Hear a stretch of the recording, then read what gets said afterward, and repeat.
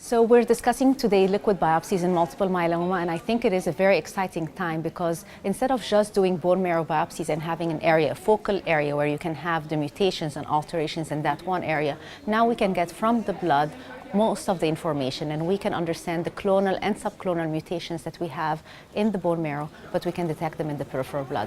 The exciting part of that is you can actually get sequential samples from the patient, so you can understand clonal evolution. You can understand whether the patient is progressing, whether they're acquiring more mutations or not, or whether they're responding and those mutations are going away, and whether new clones are coming up. So I think the sequential understanding of all of the alterations as they go on with the patients and how they respond to therapy or have resistance to therapy is very interesting and important for us.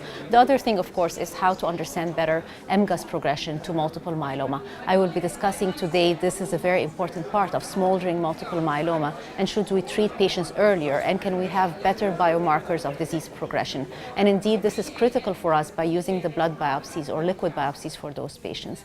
And this is just from circulating free DNA. What we don't know, and we have done some studies, but I think it requires more and more work, is circulating tumor cells and getting them at the single cell level. So now we're doing single cell sequencing, and we can define better circulating tumor cells and understanding better what happens with them.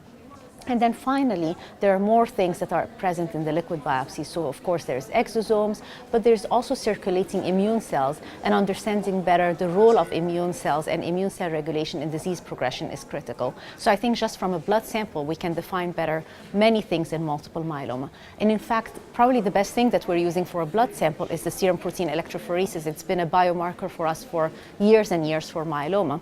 And we've been lucky that unlike solid tumors, a liquid cancer like multiple myeloma can be detected by a protein level in the blood.